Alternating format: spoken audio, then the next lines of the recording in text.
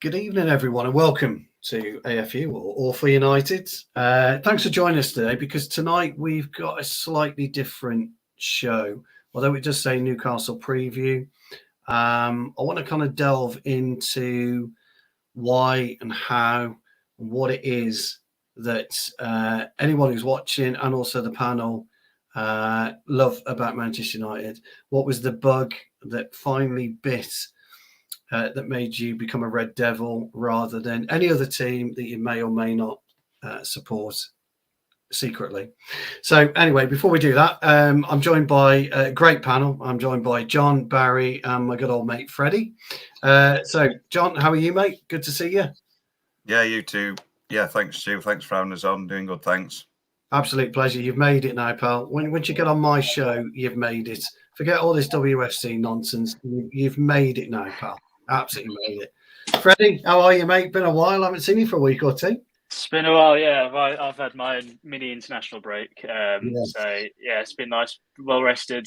Just happy the football's back this weekend. So, yeah, good to see you. Good to see everyone else too. So, yeah, looking forward to this. Excellent. Bazza, how are we?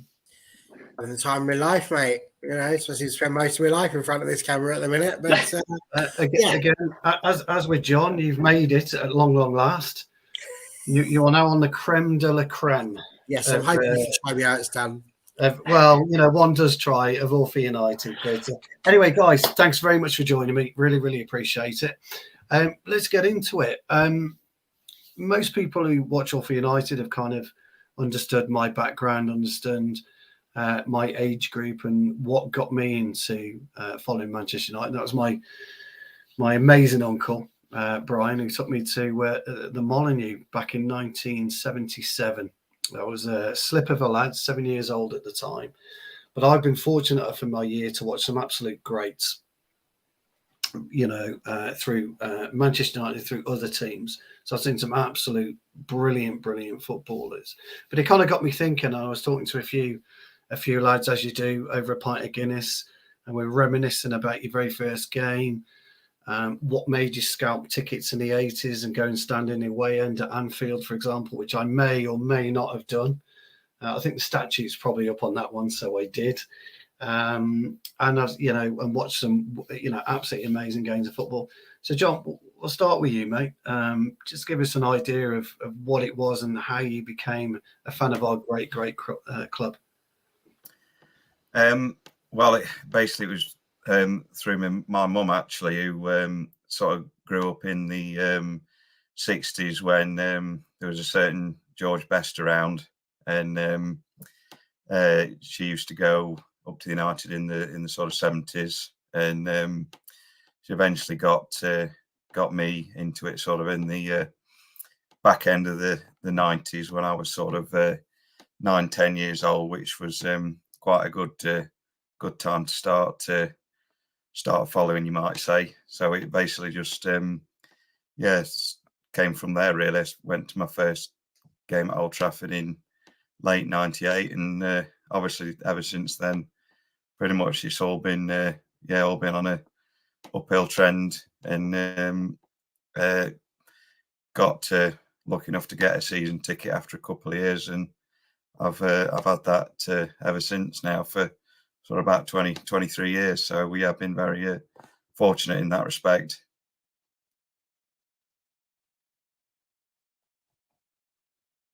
You're on mute, Stu. Oh, yeah, I just realised you're just shy of platinum then. 2 years, I think, 25 years. I'm 29 years this year, season ticket holder. So can you remember your first shirt? Can you remember what your first shirt was? I think the first one I got bought actually was one of the more ones in the early 90s.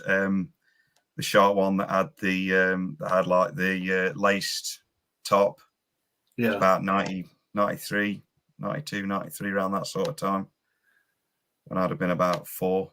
So that was the first one I got. So that was Umbro then, if my memory serves me correctly. I believe so, yes.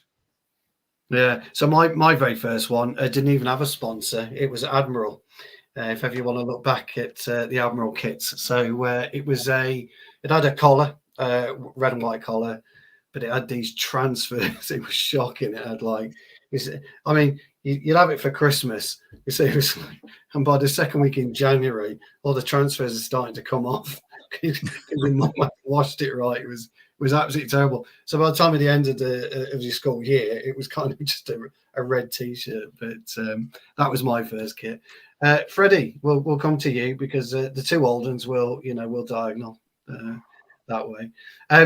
Same question to you, really. What was your what was your first memories of why you got into Man United, etc.? Gosh, yeah, it's one that I haven't really been asked really for a very long time. Anyway, so I'm an early '90s guy. So I was raised doing the initial glory years, shall we say? So my dad's always was a big United fan.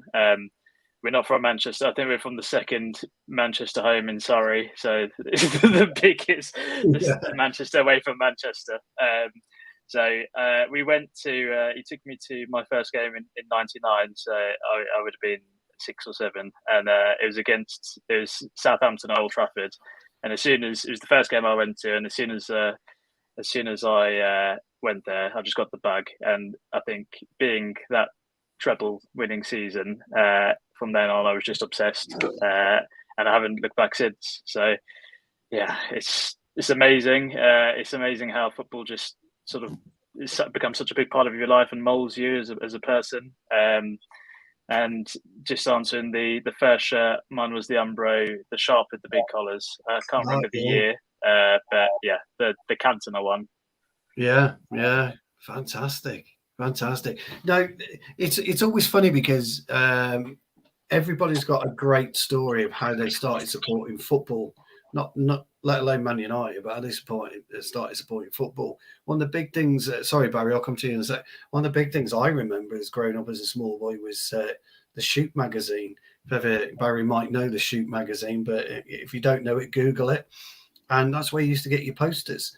So, your bedroom wall would be full of, I don't know, Gordon McQueen, for example, and his shaggy blonde locks, or Sammy McElroy with his long hair, Lou Macari, Martin Buck and, Gary Bailey with his longish blonde hair, So, and you'd be looking at their boots, their football boots, and you aspire to have them. And, most of them have got what today is known as classic football boots, which are still the very, very best on the market. The Copa Mundials, the Puma Kings, Nike Tiempos, Patrick, etc. And that's how you became this embroiled in football. It's absolutely crazy. And so there's a variety of different things for me. So anyway, Bazza, what do you think? You're on mute, dude. Can't hear you. I was literally just about to say I don't have problems unmuting my mic, and then the Control D didn't work because it sent something up in the top corner. I'm like, what do I do with that? That's new. Is Barry out going to start trending now then? Barry out, get him gone. Yeah, to be fair, Barry out was trending long before tonight, Stu. Long before. Listen, for me, 41 years old now, 1987. My brother sat me down as a 5-year-old kid and said, it's a really important decision you've got coming up now, Barry. You've got to decide which football team you're going to choose to support. He said, that's really important. When you make this decision is for the rest of your life. You can't go changing it. This is it. So when you make that decision, pick wisely. And I did what I think most children of my age would have done, which is to look up to the man that they looked up to at that point in time and go, well, who do you support then? And he said, well, I'm a proud supporter of Manchester United Football Club. And I went, well, that's what I'm going to do then. Why would you want to choose any other team? You don't want any animosity or anything like that. So I said, crack him. We'll do that then. He says, we've got to be sure. I said, well, I am sure. And we weren't successful at this point. We've been successful obviously in the past, but we're about 22 years into our 26-year drought. So, pleased about that really, because if we had had the crystal ball and knew what was coming, that would have been a thing, wouldn't it? So yeah, it was from that. Obviously, we didn't have all the football on the telly like we do nowadays. So I had a little corner of the house where we got a little radio, and I was constantly listening on 5 Live, listening to radio to make sure I got all the results in and all of that sort of stuff. You didn't have Soccer Saturday and Soccer AM for a while, and it hadn't quite taken off at that point. And that was it. You know, we were constantly having chats. The sticker books were massive for me back then in school. You know, got, want, need, all that jazz. Yes. It's a great laugh. So yeah, I think for me, that was what did it really. And there were some great players back then, which just made it really easy to follow. And you know, I mean, we were blessed to have a manager like Sir Alex Ferguson. And I think the older fans are just so lucky to have had a manager that was just as iconic as he was, because I don't think you could live through the entire tenure of Sir Alex Ferguson and end up with anything other than just pure love and devotion for the football club that you've got. And I feel a little bit sorry for some of these newer fans, because, you know, they've not quite had the ups and the downs that we managed to have with such a legend, to be fair. So, no, absolutely. What about your shirts? What was your first shirt, dude? I think mine was pretty similar to John Neville's, but the worst I can remember, I've never had a goalie shirt, never. But that was the first shirt I was bought, and it was the Peter Schmeichel green one. You know, the one that had all the like. Yes. But I'm not entirely sure that it would have been bought from an official retailer, because it must have had, there was something wrong with it, and it started coming undone. So we ended up sending that one away, and I ended up with the red one instead, which I think I've still got to this day, but I don't fit in it anymore because, you know, obviously 20 odd years older. So you back in my day, unfortunately, you could only buy from a retailer. You know, there was no web, there was no online, there was no this, there was no that. So you only had a chance. So honestly, as a kid, you go in, you get on your BMX and you'd ride to your nearest sports shop, and you'd go in and you'd be at all with all these football shirts, and go back to your mum and you'd like, Mum, I want the new Man United shirt. Also back then, by the way, it was every 2 years they were changing the home shirt rather than every year. And there was maybe one away kit, maybe two, dependent whether you had colour clashes, etc. But you guys have all made great points about how you started and what it meant to you as a family. And we've got a bit of a confession to make, and I will make this confession live on air. My young lad, my boy, my small boy, was desperate to be a Liverpool fan when he was growing up. No, it's true. It's true. And I was always brought up, and I was always told never try and change their ways. And as he was growing up, and he was 3 and 4, and I want a Liverpool shirt, Daddy, and I'm showing him his baby grows, not one, but the loads of them, you know, all Man United baby grows. No, I want to be Liverpool. I want to be a Liverpool fan. And begrudgingly, I had to walk into a sports shop and buy a duster called a Liverpool shirt for my lad, and you know, he was happy, he was smiling, but it lasted 12 months, boys, because I kept pounding and pounding and pounding, and he's now he's the one that goes to all our Man United matches. I don't get to go anymore. My lad goes, and he can't get enough of it. So there are ways where sometimes you've got to let them find their own paths, but kind of push them through without them knowing.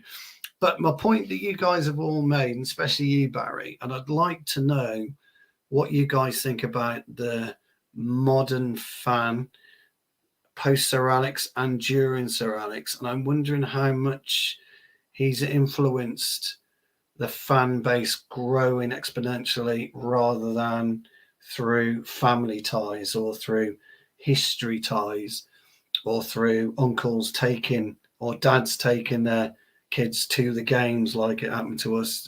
John, I just wondered on your thought. In fact, all of you, please come in, because I think it's an interesting conversation to have. Yeah, I think certainly through the 90s and the 2000s, when United was successful under Ferguson, obviously coincided with the start of the Premier League and, you know, the increase in the TV viewers. And I think, obviously, like you say, that's a lot of that's probably brought a lot more attention to Manchester United. Obviously, besides just being passed down through generations, I think that certainly has brought a lot more of a worldwide audience to Manchester United, and obviously it's still continuing to grow now. So, I mean, obviously football's changed. Again, going back to when I was 7, 6, 5, I would go into school as the only Manchester United supporter, the only fan in my school, because at that particular time, it was Liverpool and it was Wolves that were doing quite well, and Ipswich. And I was on a show with Barry when we got drubbed, Ibn Jarvis 7-0 at Anfield, and he said, "Oh, you must be pissed off." And I said, "No, not really, because we got drubbed 6-0 back in 1981 by Ipswich, and we could have actually lost the game 9-0 because Gary Bailey saved 3 penalties that day." And cheers. So I'd been there. I've seen it, and but I think you're right, John. I think the Sir Alex Ferguson influence has completely changed football as a whole. I really do. I think you can't just suggest that Alex Ferguson changed Manchester United. I think he's changed the way that fans support football clubs now, and which is one of the reasons why I asked. What do you think, Freddie? Do you think I'm off course on that, or? No, I think you're absolutely spot on. I think everything sort of fell in United's favour in terms of, like John mentioned, the kick start of the Premier League, the TV sort of revenue or the TV rights that Sky, the marketing that Sky put through in the 90s. Even FIFA, I think they had a complete strategy change during the 80s that probably then bared fruit during the 90s in terms of globalizing sport as a market with the merchandise and whatnot. And Sir Alex just sort of came in and managed during that time. And, we were one of the most successful, we were certainly the most successful team in the country. And yeah, that does create a generation of United fans. And he meant the 90s, the 2000s. I just think, domestic and probably more so international. Like, I've just read Hammer's comment. The influence it's just got amazing. So yeah, look, Alex Ferguson as well. I think for me personally, if I think of a sporting idol, and I've had even in job interviews to the day, when I was a graduate, they used to ask who's your idol. I always used to say Sir Alex Ferguson, and I think many people share that sentiment. It's just quite incredible how one person can have that impact on the club, the community, and the global fan base. So yeah, I fully believe that he is one of the big reasons for where we are now. I think that the timing's very interesting because now we've got the social media age, so it's interesting how he sort of left as that came in, whether that influence would have continued or whether there would have been a lot more scrutiny, which I feel there is now. If you lose one game, the whole of social media just seemed to want your head on a spike. So yeah, I think he was in that sort of glory period for the globalization of football, to the benefit of our clubs. So yeah, absolutely. Yeah. No, I think you're both right on that. What's your thoughts on that, Barry? Yeah, 100%. Listen, I think I should just say Connor has finally arrived. He's backstage, ready to come on when there he is, throwing himself in. Barges it. Doesn't even wait for the host to invite him in. It's outrageous. Just before you start, I mean, get him off. Get him off. Entitlement. It's unreal. Can we get Connor off trending? The power's gone to me head there. Sorry, Barry. Go on. I think Sir Alex Ferguson has had a positive and a negative effect on this football club, I think. And that seems like a really mad thing to say.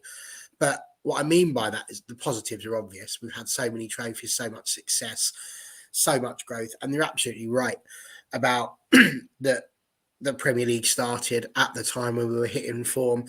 Of course, it happened to coincide with the year that we purchased Eric Cantona for £1 million for the best ever signing. in any football league anywhere, I think, because what a catalyst that man was. So in that respect, brilliant. The negative side of it comes from the fact that we've got a generation, because you don't get football managers that last 26, 27 years at one football club. It just doesn't happen.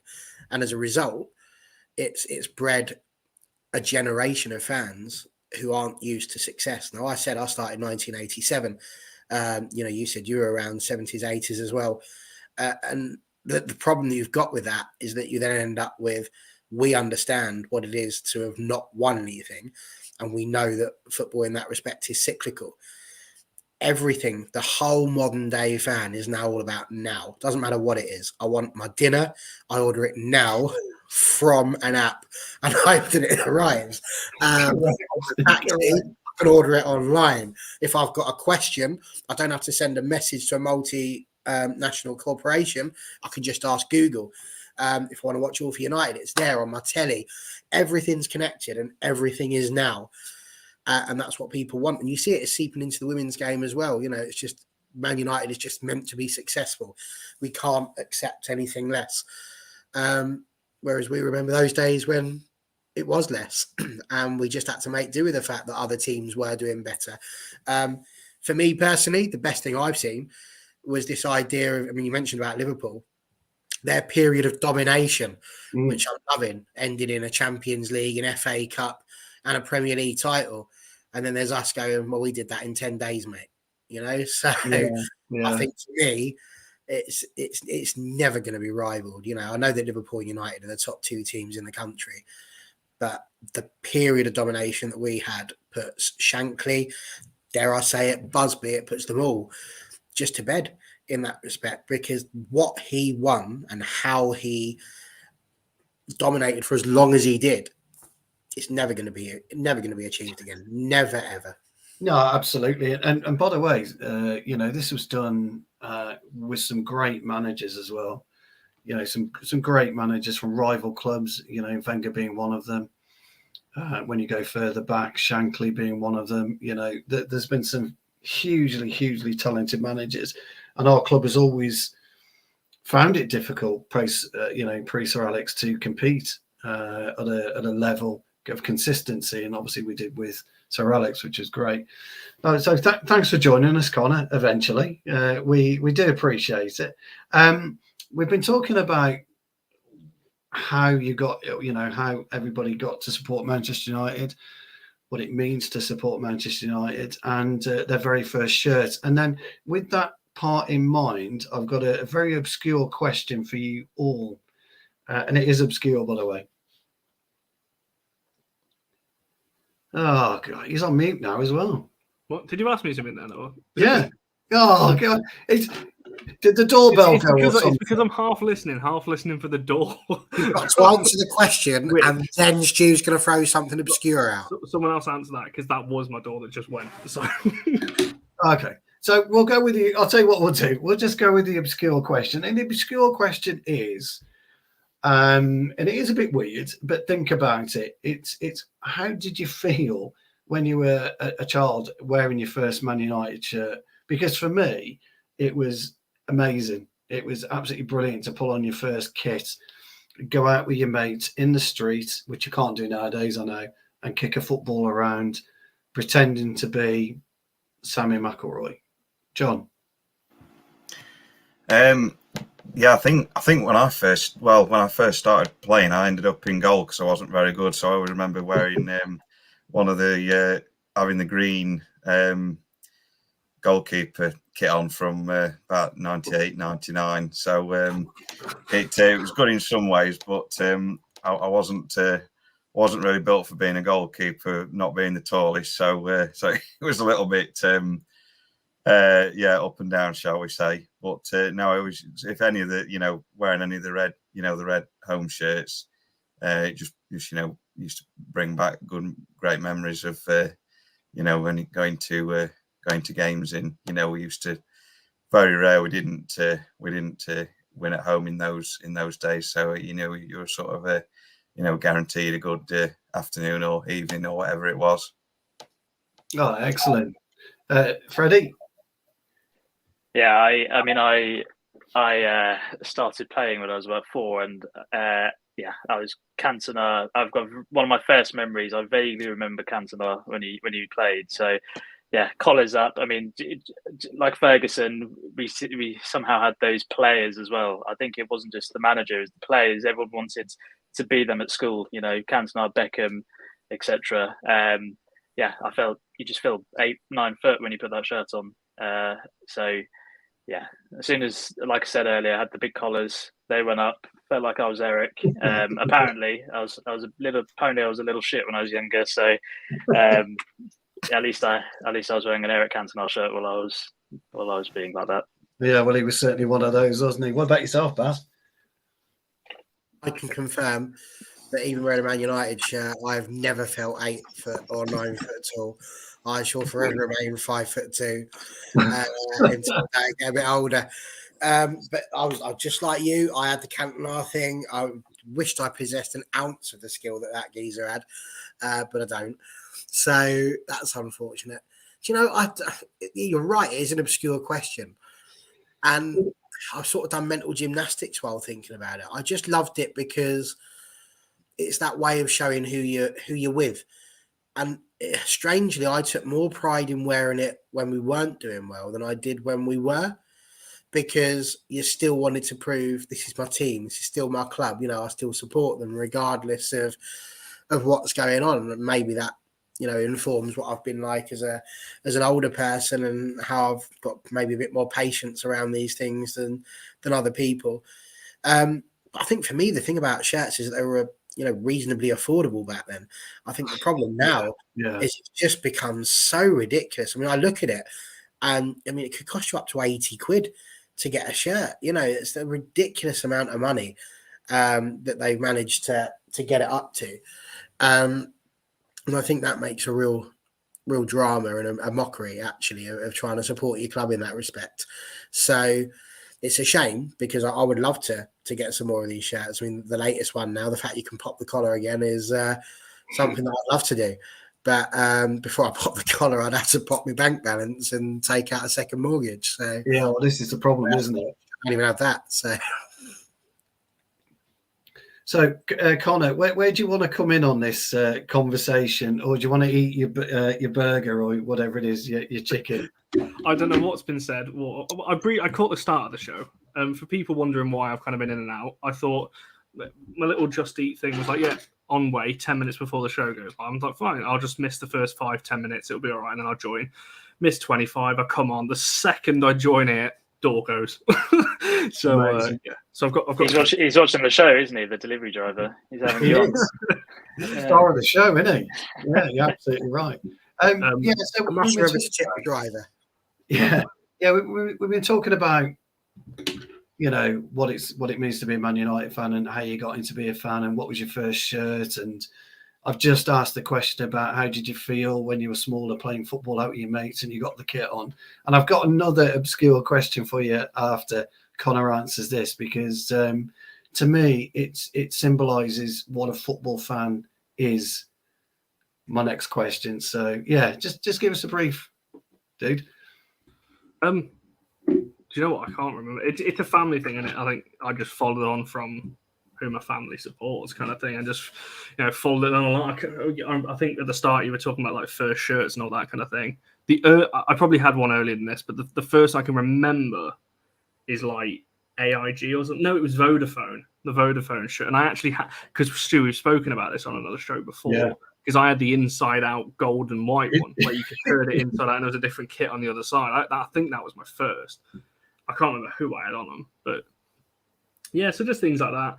You know, I've told a lot of stories from family members who know ex-United legends, George Best being one of them. So obviously I've got a semi-connection to the Best. I like to show that off a little bit. So I know a lot about, obviously, George Best and his history and with the club and so on. So just things like that. And just kind of growing up, you know, going to the pub, watching United Arsenal, my dad and things like that. And it always used to be, you know what I used to love, and this is slightly off topic, but Grand Slam Super Sunday used to be the thing for me growing up. United, Liverpool, Chelsea, Arsenal. That game, that Sunday, was just perfect. Obviously, it doesn't really exist anymore because City came about. It was grandstand, kind of invaded. But Grand Slam Super Sunday used to be the best promo for like a weekend of football ever. You don't get that anymore, do you? It's a real shame. I do have one more question, and then we're going to go over to Newcastle. We'll talk about the Newcastle game, which is obviously a big game of football. Thank you ever so much for everybody who's watching. Please like, share, and subscribe. Hit that notifications button so that you can see Connor being late because he hasn't had his dinner. Or you can see Barry and John and Freddie, but don't tune in for me. So my other question is, and this is a massive bit of nostalgia for me, when we were 7 and 8, we used to have something called play leadership, and that meant that every summer your parents would kick you out of the house at 8 in the morning, and you would be called back for your tea till about 5. Now, where we were, we never had any football pitches. We had patches of grass, but we never had any football pitches. And what we did, we got our parents to hammer the council and to get us the crappiest, unloved set of 5-a-side goals you ever seen. I mean, they were rusted. They were awful. And they fitted them on this patch of dodgy grass. It was awful. So what we did, we nicked a load of white paint, all of us, from our parents, and we went up on a Sunday morning with our paintbrushes, and we marked out our own football pitch, and we painted the goals. And then we used to play football. And I was kind of wondering whether that was just us, whether that's weird, or whether you guys had provisions to play football, or whether you guys did something very, very similar. We won't start with Connor because he's got barbecue sauce on his chin. But can you start with me so then I can carry on unpacking this thing? Go on. I'm not kidding. They've stapled it together. They've stapled the bag. That's what I was just doing then, taking these. Did you hear the question, or did you hear what I was talking about? Yeah, you were talking about your nostalgia about painting lines and creating your own goals and all those kind of things. Yes.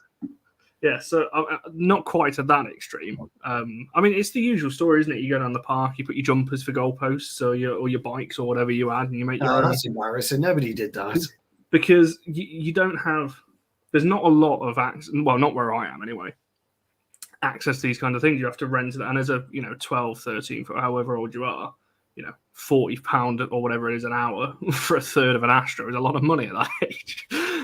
Just for a few mates to have a kick around. So it wasn't things like that. We used to have a place we used to go to all the time until we got kicked off. So that wasn't great. I'm not going to say the location because I don't want them to come after me.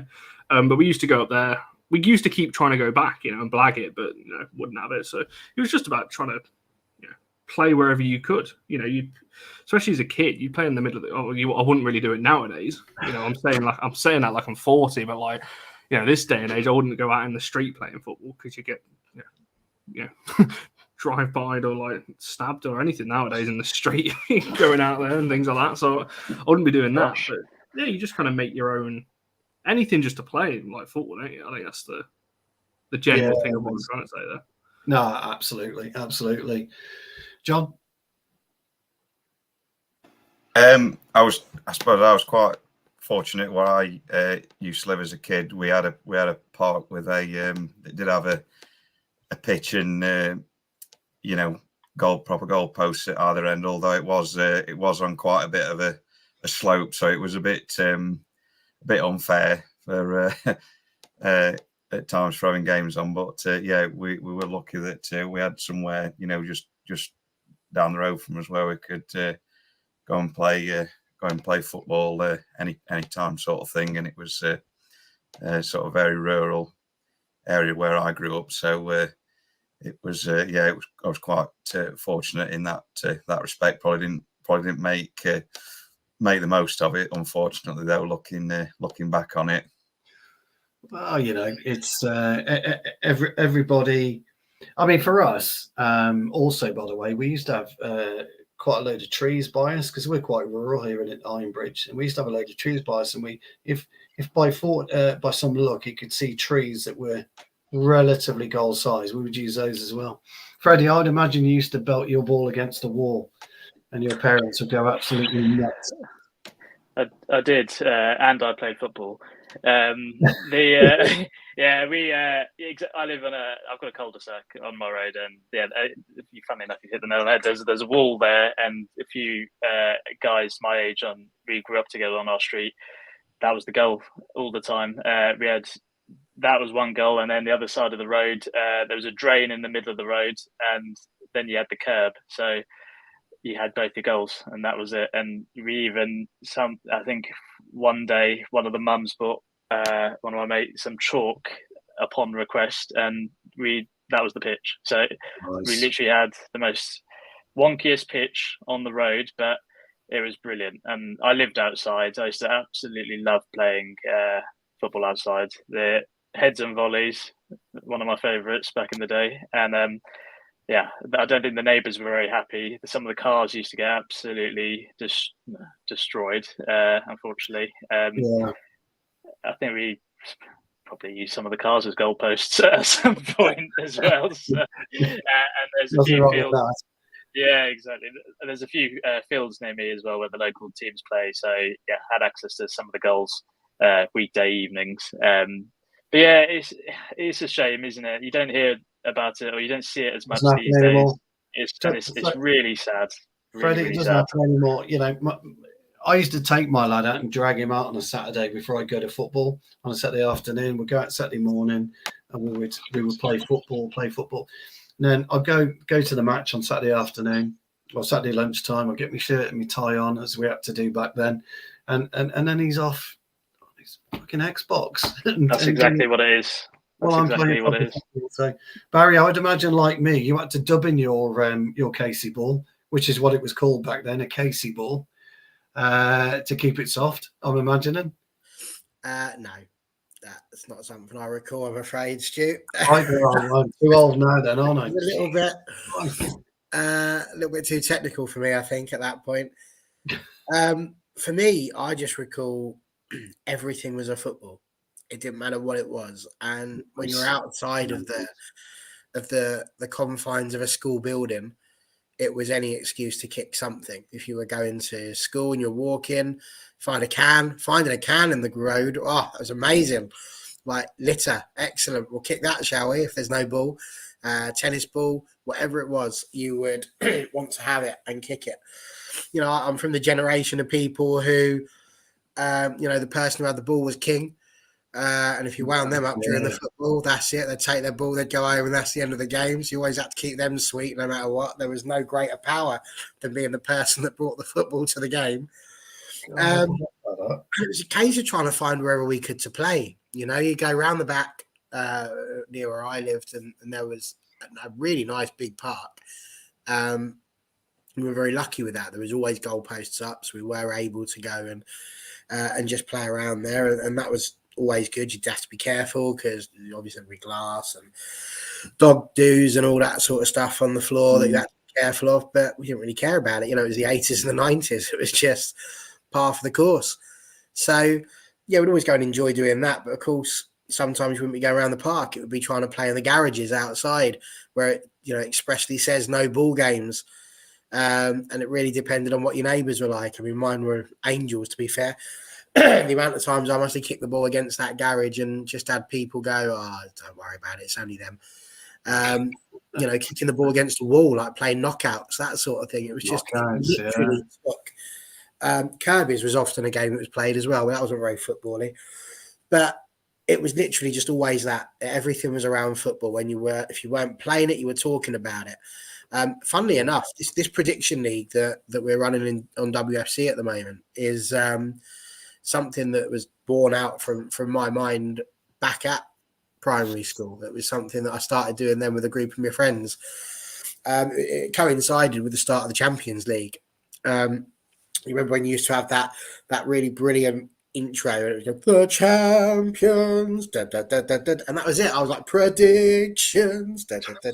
And that was it. We had our own little Champions League group that we'd play for a whole season, and it was great fun. Everything was football. Everything. I can recall you were speaking about Shoot magazine. A friend of mine, Michael, he wrote a letter into Match magazine. And the day I bought that and saw his letter was in there, I got straight on my bike, rode all the way to his house. I went, look, you're in here. So I gave him the Match magazine, said, this is brilliant, quick, show your mum. Match, it was awesome. And funnily enough, this is the first time I've bought Match this season in about 20 odd years, purely because they had the league ladder things, which is crazy. But I used to love doing those. So yeah, I bought them this year just so I could do the league ladders. So, you know, I didn't really have any access to it. I suppose what I would end with regards to that is obviously working in primary schools now. You still see it with the kids nowadays. You still see, like, break time. They're not allowed to have a football out there in a break time. They'll find whatever they can. If they can find half a ball, they'll use that. Whatever they can find, as long as there's something they can kick. Sometimes it's me. But whatever they can rightly so, right? And rightly so, Baz. Rightly so. Yeah. They'll go for. And it's been really interesting because obviously with everything that's gone on with the Lionesses and the letter they put into the government, there's a lot more push now on trying to get girls involved in playing football as well. And so we've gone to a very literal half and half. And it's really interesting because the boys get the football pitch on the playground for 2 days a week. The girls now get it for 2 days a week. Then we do one day where if people want to play together, they can. So you've got all of them. And I actually had one of the kids say to me, that is not fair. Mr. That's not fair. Why do they get to play? It's the end of term, man. It's the end of term. Why can't we play? And that's going to be the really interesting thing now. I think if you get people on this show 20 years from now, you know, when Connor's finally an adult and can sort his own dinner out without having to go to Just Eat, when all of that scares, he'll be having the same conversation with people and they will be hopefully talking about the playground and how it was that football did become a more equal sort of place, I think, for everybody to get involved with. And it'll be really interesting to hear those stories. But I guess as we're finishing the nostalgia part of it, for me, I just want to say I've been to a few Man United games and I've never watched us lose. So it might be an idea to get me down there for some of the important games this season. Well, it sounds like it to me. Look, that has been a brilliant discussion, actually, because, you know, football nostalgia is something close to my heart. I've got loads of stories that I could tell you that I've experienced with Man United and with football in general, away days, loads of stuff. But one thing that does resonate more than anything is, you would be King Dick if you had the football. You would walk with the ball under your arm and you would stroll, because especially if it was a brand new one as well, absolutely brilliant. And you're right, if you got tackled or you were losing, you get the ball and you take it away. So talking about taking a football away, let's move to Sunday, because we have a huge game on Sunday. The international waste of space 2 weeks has gone, which is great. Some of our players have come back okay. Potentially some are injured. Some have had a rest. It's going to be a very, very difficult game away at Newcastle. I think we all know that. I think Newcastle have started to find that little bit of form. They're very dangerous up front now with our good old friend Alexander Isak. They defend very well. I don't think they've conceded more than 1 goal, maybe 2 at home this season. They definitely haven't conceded 3. Connor, what's your thoughts? Are you looking forward to the weekend? What do you think Mr. Ten Hag will do? And what's your score prediction? And we'll go around Connor, John, Freddie, and Barry. Yeah, I mean, there's no doubt about it. It's going to be. It's weird, isn't it? After such a, I mean, it's been such a great season. Yet we're in a position where if we lose on Sunday, we potentially are now in a top 4 big scrap all of a sudden. From being so comfortable in it, going, yeah, we can win this, this, and this. We're now potentially looking at it. Whereas if we don't win, we're going to be dragged into that fight with Newcastle. Spurs are Spurs. They're kind of there or thereabouts. Liverpool, I still wouldn't write them off because they're capable of stringing a load of wins together. So it's such a big. It's so weird to be having such a big game again. It feels like every single game we play under Ten Hag is such a big game. But as you said, you know, in your little thing there, that Newcastle don't concede a lot. You know, they only lost 2-0 to Liverpool with obviously Pope being sent off. They don't concede a lot anyway. They haven't done all season. So it's going to be tough. I think 19 goals. I've just had a look. Yeah, 19 goals they've conceded all season. That is incredible after 26 games. So they're going to be tough to beat. There's no doubt about that. Obviously, a fully firing Rashford will help. Obviously, now he's ditched off England, which is good. He hasn't, by the way. Don't be clipping that up and saying Connor's making up rumours about Rashford. I'm joking. But yeah, obviously, so hopefully Rashford's fit and raring to go. Obviously, the squad's capable, more than we've seen it this season. Obviously more recently in the Carabao Cup final. So it's more than capable of beating Newcastle. But I'm worried because at St James's Park, it's a completely different story than playing at Wembley. And I don't know. I really can't call it because in some ways, we don't know how the squad's going to come back after the international break, because before the international break, it was very obvious we were tired. A lot of players were just hanging on, trying to get to that break, and it's not a surprise playing 2-3 games a week. We've got that after the break now. We play Brentford or whatever. Is it Brentford next Wednesday? So it's still no. Well, I think, we got Brentford, at home on Wednesday. So that's what I mean. So when you're looking at it like that, honestly, I can't call it. I'll wait till everyone else has spoken and I'll give a prediction at the end, but I just don't know how this is going to go because we don't know how players are going to react after the international break. We don't know really who's fit and who's not yet. Ten Hag's going to come out and say people are fit and fine and raring to go, which is great. But deep down, we'll find out. We'll find out on Sunday. No, I look, all points well made then, because I'm kind of in the same opinion of you. But John, I'll just a slight angle on this one for you, man. I'm sorry to do this to you, but what do you think? Because I think we've got a midfield dilemma on Sunday. I don't know what the rest of you guys think. I think Casemiro still out? Sorry, Stu. Is Casemiro still out? He's suspended. Yeah, he's got 3 games still. Suspended, and I don't know whether Sabitz is. I know he was training yesterday and today, but I don't know if he's fit. I don't know what he's going to do. Is he like? We like to see the McFred return? I don't know. I think it's an interesting point. Yeah, it's like I say, we're looking a bit light on numbers in midfield.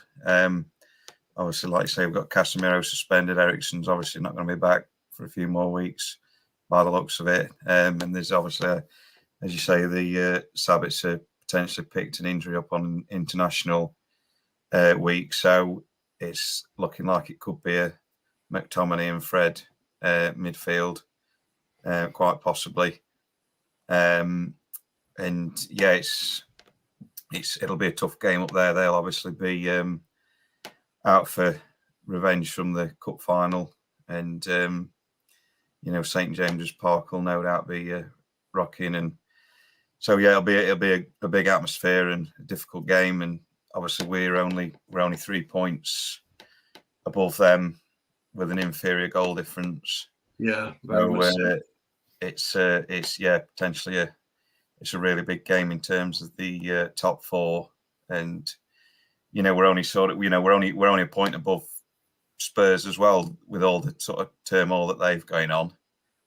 So they're still in there, although I think they've played a couple of games more than us. But yeah, it's going to be quite a pivotal game, I think, for as far as top 4 places go. Sure. No, I totally agree. I'm hoping we don't see the return of McFred. I've got my ideas on what I would do if I was Ten Hag, but I'm not Ten Hag, and he probably wouldn't listen to me anyway. But just before you come in, Freddie, for me, it's a relatively straightforward change to make, and I would bring in Martinez as a centre midfielder, and I'd either play Shaw or Maguire as left centre half. I know Maguire's not ideal at left centre half, but Varane, if he's fit, we need to play right. But you can bring Malacia in to cover Shaw if you bring in Shaw, which means that you'd have to drop Bruno in as an 8, and he'd have to be a disciplined 8. And I would pop Palestri in as a 10, or and then play Sancho and Rashford. That's what I would do. What do you think Ten Hag will do, Freddie? And what dangers do you think we can expect from Newcastle?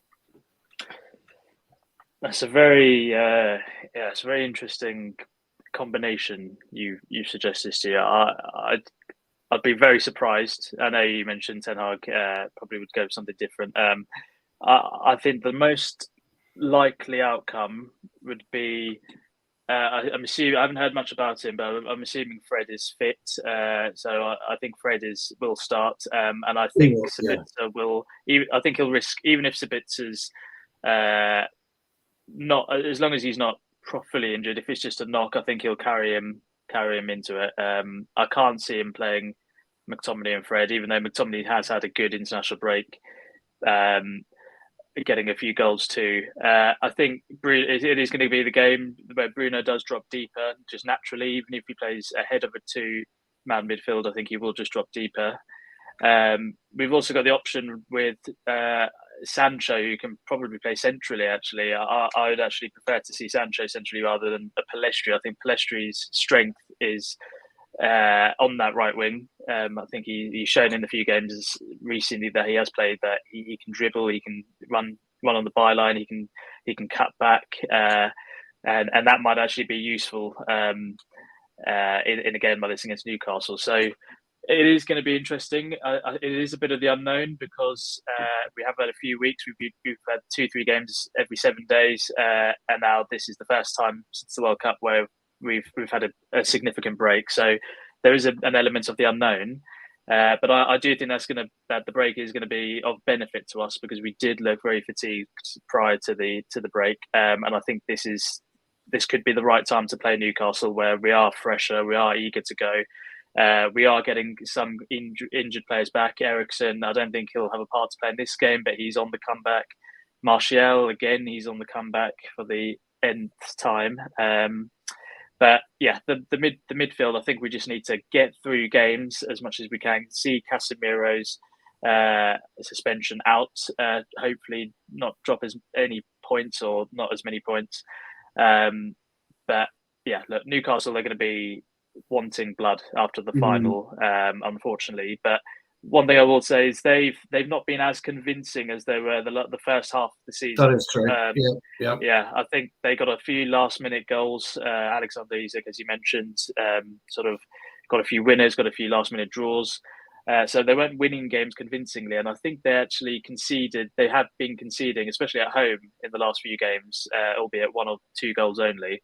So they are gettable, they are beatable, but there's no easy game in the Premier League. There's no easy away game in the Premier League. So it's going to be very hard, but I do tip us to get over the line just. I think it's going to be very tight. But yeah, I'm confident that we'll get the 3 points. Sorry, Stu, just very quickly on that on your little midfield discussion. For me, it's got to be McTominay and Fred, because otherwise it's going to be a brand new midfield that we've not seen. I was trying to work out, as Freddie was talking now, I was trying to think of all the different combinations it could be. Every other possibility is going to be a midfield that we've not seen before, and something that's not been tried. So that's why I think he will go McTominay, Fred, Bruno, something that is known, something that we've seen can work. I don't disagree. I don't disagree. I think you're right. I think he will do. I would like to see something different. I'd like to see him try something different because. And Freddie was right. McTominay scored 3-4 goals over the international break. He's been playing quite well. Fred's been doing better this season. Starting up front. Yeah, we just need to. I think we need to be inventive sometimes. My saying, Connor. You go rogue in football, and why not? Barry, just coming to you, mate. Sorry. Just about it. You could even do a Weghorst in midfield. The options are there. Drop Bruno deeper and put the horse in the 10. So well, again, he disrupts, doesn't he? But I just talking to midfield, Barry. Newcastle's strengths, as Freddie pointed out this year, has been their short game. The short game's been absolutely brilliant. Guimaraes will take it and he'll give it. He'll take it and he'll give it. He'll take it and he'll give it. And they work their way up 20, 30 yards on the pitch quite nicely. Give it to Joe Linton or give it to Almiron. Almiron, I think he's missing. I think he's injured. How can we stop, without Casemiro, their short game? And how can we contain them better, certainly at St James's Park? Just before I answer that, I'm just gonna. I've never seen in the history of my time doing any shows somebody who's managed to confuse me as much as Mr. Winners here. I can't quite work out where he's going. fans of the show will know that this chap pops on and he's claimed that we're going to win the league. And he's been quite vociferous about it, to be fair. But in this one, he's having a go at Ten Hag, saying if he loses on Sunday, he's just a lucky manager. And then he moves on to say, if we get 12 straight wins, then we're going to win the league, that would not be a lucky manager, surely. So I'm very confused with where he's gone with that. So just kind of wanted to throw that one out there. Maybe he can explain a little bit further quite why he's got such a problem with Ten Hag, because I've just come off of a channel where we've had to talk about defending the manager while he's top of the table and doing well. And once again, I feel like I've got to defend the manager when he's doing really well. So very confusing, sir. But with regards to what you were going to say there, I think Freddie is just... you literally stole my line, son. You got in there just before me. I was going to suggest, do you stick old Wooty boy in midfield? Because there's no surprise to people. I've said it before. I'm not enamoured by his ability to shoot at this moment in time, but I can't fault his effort and his work rate and all of that. So I would be more than happy to see him in the midfield. And I think he could do a job breaking play up and just getting involved, pressing hard. I think he'd do really well in that sort of job. But equally, I don't think McTominay does too bad of a job in terms of trying to get involved. He's just not quite at the level that we'd perhaps like him to be. Having said that, it's just come off the back of getting 2 goals in, scoring in the international match against Spain, which is quite something. It's not too easy to do. So I think from my point of view, listen, the key thing is we've got to remember we beat them in the Carabao Cup final. I think my biggest issue at the moment is goal difference. You know, I look at what's going on around us and the fact that our goal difference is ridiculously low compared to the teams around us. We've got to keep it tight. You know, the old Kipper tie shout, we're going to have that alongside some real goal scoring threat. And my hope is that Marcus Rashford's had a really good time off. That he's got over that little niggle. Strong. He looks fit. He looks fit in the training pictures I've seen. And got over his little niggle. Dangerous little knock that could have been. And my hope is just that he goes out there, bangs a few goals in. If we could get 3 or 4, that would be amazing. And would send a bit of a message out to the rest of them. How do we stop them? It's just by getting up in their faces. We can't let them play. Eddie Howe has done an absolutely amazing job with this team. When you consider he's not even really started spending the money yet. And that, for me, is what's impressive about what he's doing there. We always said he was a good, I always said he was a good manager whilst he was at Bournemouth. He's really showing it now that he's with Newcastle as well. Because, let's be honest, nobody's really expecting Newcastle to be finishing top 4, even with the money at this particular point in time. So it's not going to be easy. And with the midfield crisis that we've got as it is, I quite liked your idea of sticking Martinez up there. That was quite an interesting one. You know, unpopular opinions might be that Phil Jones could potentially do that sort of job as well, but he's not played in a ridiculous amount of time. Karthik, where is he? So many options. And I think really what I would end with on that is just that Ten Hag has done a fantastic job and he's made the right decision more often, way more often than he's made the incorrect decision. So whatever he chooses to do, I'm fairly certain that he will have thought out every single option that there could possibly be. And I'm quite content with that. And the best thing about it is that we know now we've got a manager where even if it doesn't go the way he wants it to, he's not afraid to make those changes to put it right immediately. So, you know, in that respect, not too worried, just hopeful that we can get the result we need. All points well made. For me, it's a very simple procedure. Football's not difficult, it's not rocket science, but when you face in a team like Newcastle, away at Newcastle, you have to play the fabled hide and seek with the football so that your ball retention has got to be as good as it's ever been. And once you can keep that ball away from them, what turns out with Newcastle is the crowd gets on their case and that disrupts them as a whole unit. And if we can do that, then it gives us a good chance of scoring. guys, this show's flown by. We're on an hour. Well, sorry, some of us, the show has flown by. We've done an hour. Some of the hardcore panel has done an hour. I'd like to finish off with score predictions, please. Starting with Bazza this time. We'll go around Bazza, Freddie, John, and lightweight. Sorry, Connor. And we'll do that. I think I am going to go. It's really difficult. Tis. My heart says we are going to go and put 3 and 4 past them, but my head goes it's going to be 2. I don't see it being too different from the Carabao. I'm going to go 2-0. Okay.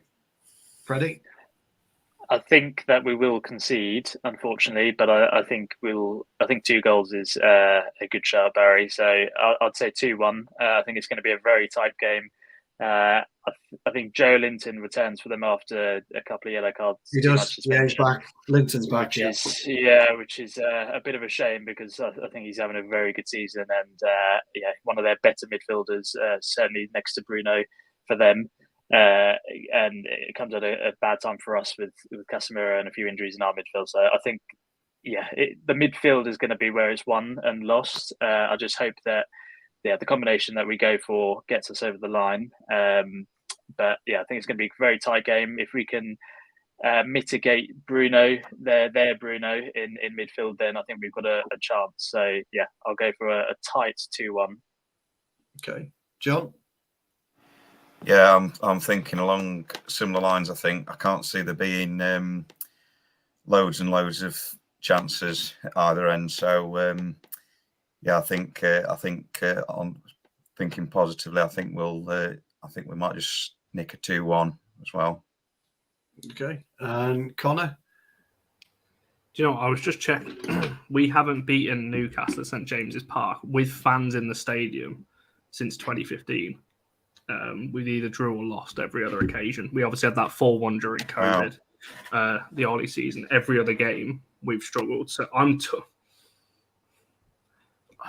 going to say 1-1 purely on the basis that it shouldn't be down to just one player, but when Casemiro is missing, we look so much worse for the most part. And I just think, as you said, Joe Linton's back for Newcastle. It's at St James's Park, which they are very good at. I don't know. I mean, ultimately, it could be 3-4-0 to us, and our players are about fully firing.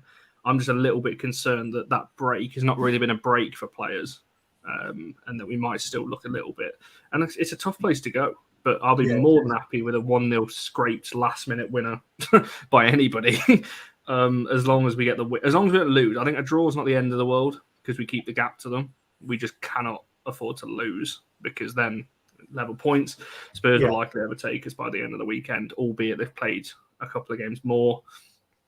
I just don't want this season to end on a bad note. I don't want us to be dragged into this fight with Newcastle and Spurs and whoever else get involved in it. So a nice, comfortable 2-0 win would be nice, but prediction-wise, I'm just going to say 1-1.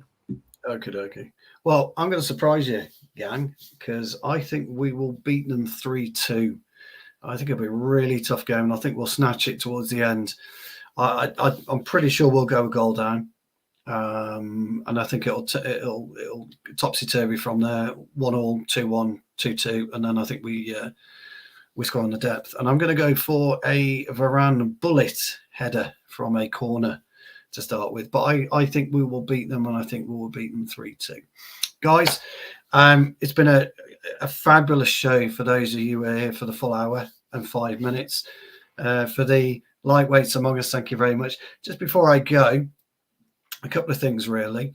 I hope that everyone who tunes in and comments likes what All for United are doing, because we're here to talk football, not to over-sensationalise what we think is happening in football and what we think is happening with Manchester United.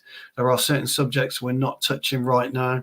One of them is being the takeover. I know Connor and Barry are in discussions between themselves about what we do and when we speak with regards to the takeover, and another potential issue that is on the horizon, which again, we haven't spoken about. So if you do like what we do, please like, subscribe, hit the notifications button so you can see Connor's dinner. Sorry, Connor's face, not his dinner. Where did I get his dinner from? I can't wait to have this tea. You know. I know you can't. I cannot wait to have it. And so you get notifications prior to any of our shows. We're trying to build our subscriber base, and we think we're going about it the right way. So we just hope you feel that listening to us and talk about the club that we love and football in general is for you. Coming up on Sunday, 7 o'clock, I believe Tony is back. Tony made his hosting debut earlier in the week on Tuesday. Is that right? Did Tony host? Tony is hosting, yeah. He's not the one who hosted on Tuesday, though. I'm sorry. He hosted one or two before. Okay. So anyway, Tony is back hosting a reaction show. I think that's at 7:30.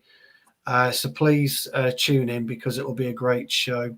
And look, if you can get us to 7,500 subs, we're a measly 89 away. If you do, Connor will buy those 89 people a Hunter's chicken because he's not going to get to eat his. That's for sure. He'll buy you. The bad news is it won't arrive until 2025. Yeah, that's true. Guys, just quickly, let's go around. Where can everybody find you? Connor, you can be found at? I'll be fine eating my Hunter's chicken in about 5 minutes. Yes. Exactly. Once I finally get stuck into them. No, my Twitter out's there, but no, the important ones are obviously this channel and the WFC channel as well. They're both rising. Like I said, as you said, there are 89 subs on this one, away from 7.5, and the other ones pushing for 1.5 as well, which is pretty incredible considering the size of the women's fan base at the moment. Following the women's team, we're capturing at least 10-15% of the match going fans, which is incredible. So yeah, obviously check that out, and yeah, they're the important two. Great, John.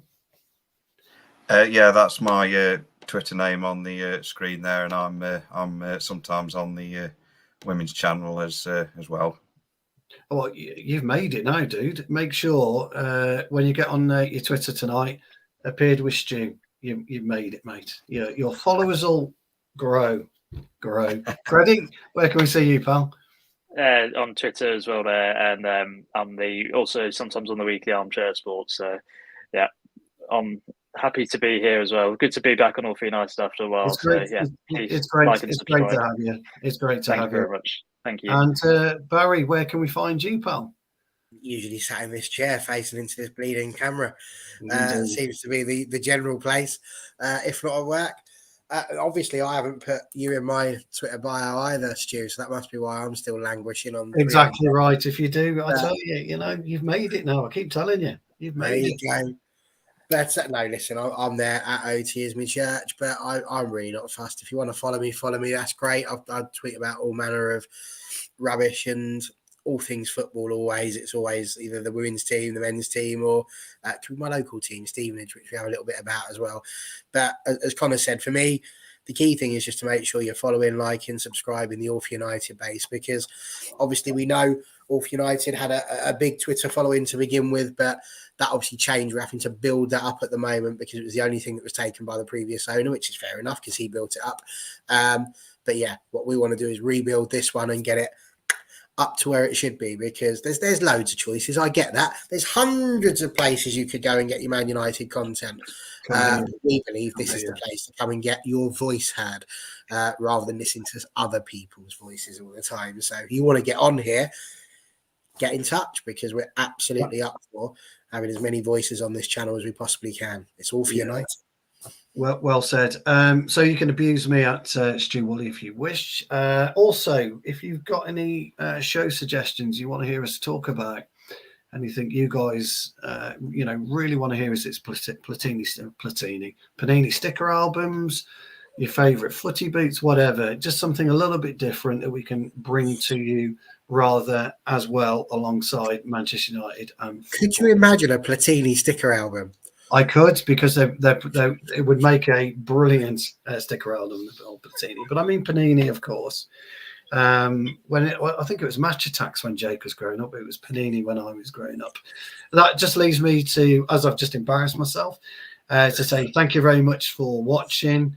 Thank you to my panel of guests again. I hope you found the nostalgia part interesting. I know that I did, and I'm hoping that you guys on the panel did as well. But that's good night from me, and it's good night from them. Thank you ever so much. Take care. See you soon.